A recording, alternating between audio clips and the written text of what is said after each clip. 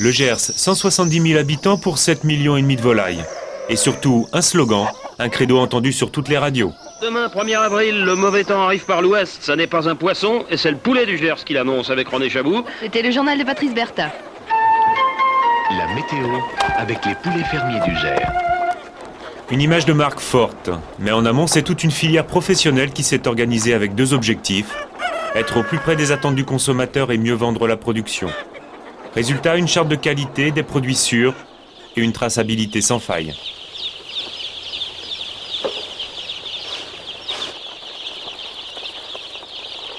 Ça, c'est les papiers que m'ont fourni les gens du couvoir. Là, c'est le papier le plus important qui va me suivre du début à la fin. Ça va être toujours ce numéro de lot, le 18219, numéro de bande, qu'on va retrouver donc au niveau de la fiche d'élevage. Au niveau de l'abattoir, on va retrouver ça dans les linéaires. C'est important la traçabilité pour le consommateur, d'après vous ?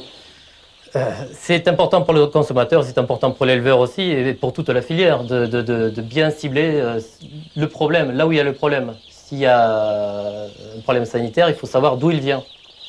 Des animaux suivis tout au long de la production, un contrôle très strict des conditions sanitaires.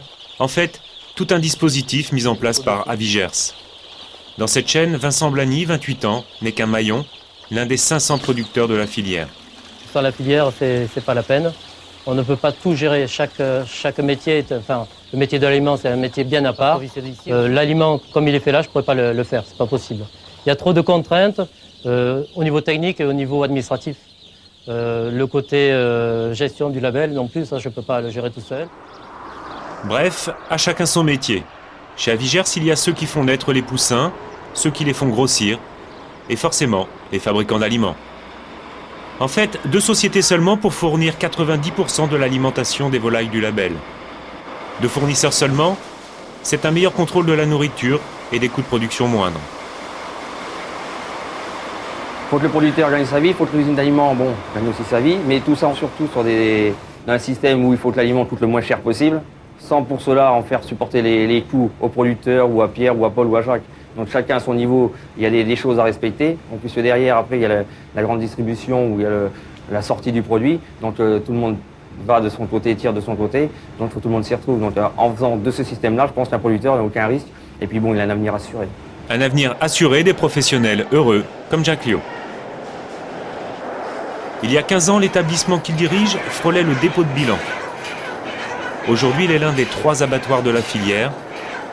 Et les chaînes tournent à plein régime, 15 000 volailles par jour. Nous, notre souci, c'est d'arriver à avoir un produit qui soit d'une qualité stable. Or, tous les jours, on change de producteur.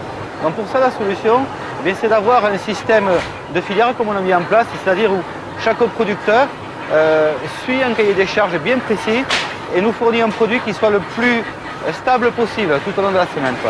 Une qualité, une sécurité et un prix défini par la profession face aux distributeurs. Avec la GMS, les rapports sont assez difficiles. Notre chance, c'est d'avoir un produit qui s'appelle le Gers, qui est un produit haut de gamme, et qui est certainement plus facile à vendre qu'un produit qui n'a pas de marque.